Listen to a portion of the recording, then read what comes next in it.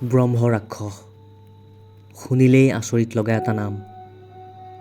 কিন্তু কি এই ব্ৰহ্ম ৰাক্ষস? আজিৰ এই ভিডিঅ'টোত আমি ইয়াৰ বিষয়ে সকলো তথ্য জনাবলৈ চেষ্টা কৰিম। হিন্দু শাস্ত্ৰ অনুসৰি মৃত্যুৰ পিছত কৰ্ম অনুযায়ী মানুহক 7টা শ্ৰেণীত ভগোৱা হয়। ইয়াৰে এটা হ'ল ব্ৰহ্ম ৰাক্ষস, যিবোৰ মানুহ ব্ৰাহ্মণ কুলত জন্ম লাভ কৰে আৰু বেয়া কামত লিপ্ত হৈ জীৱন কটায়। তেনে লোকৰ মৃত্যুৰ পিছত তেওঁলোকৰ আত্মা পৃথিৱীত বিচৰণ কৰিবলৈ লয় আৰু ৰাক্ষস সদৃশ হৈ পৰে। এজন ব্ৰাহ্মণৰ জন্ম এইকাৰণেই হয় যাতে তেওঁ নিজৰ জ্ঞানেৰে আনক শিক্ষিত কৰি তুলিব পাৰে। কিন্তু যদি এই জ্ঞান তেওঁ বেলেগক ঠগাবলৈ আৰু নিজৰ ইচ্ছা আৰু কামনাৰ বাবে ব্যৱহাৰ কৰে, তেনেহ'লে এনে ব্ৰাহ্মণবোৰৰ মৃত্যুৰ পিছত ব্ৰহ্ম ৰাক্ষস হৈ পৰে।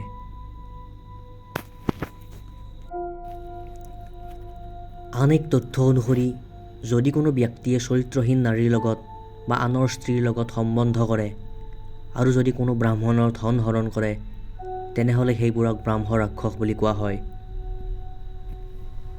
যদিও ব্ৰহ্ম ৰাক্ষস হোৱাৰ পিছত পুৰাণ আৰু বেদৰ সকলো জ্ঞান থাকে, কিন্তু এওঁলোক হৈ পৰে একোজন নৰসাধক।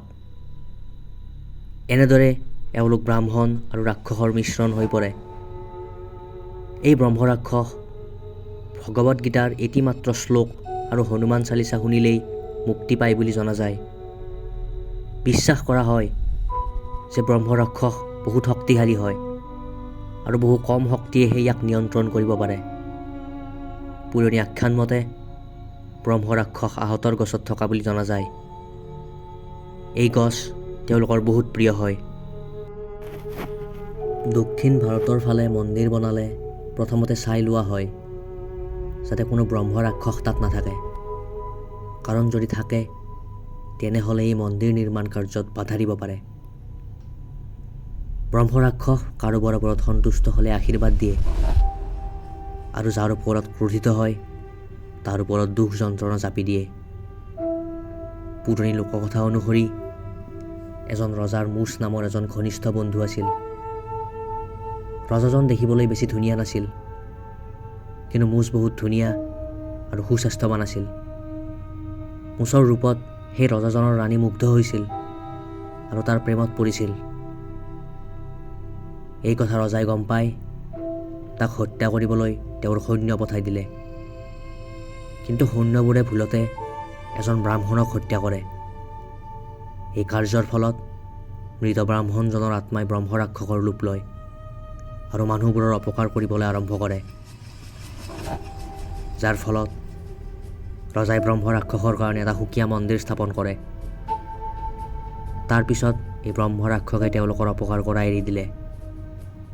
বিশ্বাস কৰা হয় যে এই ব্ৰহ্ম ৰাক্ষস দেখিবলৈ বহুত বিশাল আৰু মূৰটো ৰাক্ষসৰ দৰে। ইহঁতৰ পিছফালে ব্ৰাহ্মণৰ দৰে টিকনিও থাকে। এই ব্ৰহ্ম ৰাক্ষস আহঁত গছত ওলোটা হৈ থাকে বুলি কোৱা যায়। যিবোৰ আহঁত গছৰ ওপৰৰ ডালপাতবোৰ শুকান হৈ থাকে, তেনে আহঁত গছত ব্ৰহ্ম ৰাক্ষস থাকে বুলি বিশ্বাস কৰা হয়। আপুনিও যদি কেতিয়াবা তেনে আহঁত গছ দেখা পায়, তেনেহ'লে এটা সেৱা জনাব আৰু লগে লগে সেই ঠাই ত্যাগ কৰিব। আপুনি যদি এনেধৰণৰ কাহিনী আৰু লোককথাসমূহৰ বিষয়ে শুনিবলৈ বিচাৰে, তেনেহ'লে আমাৰ চেনেলটো ছাবস্ক্ৰাইব কৰক। ধন্যবাদ।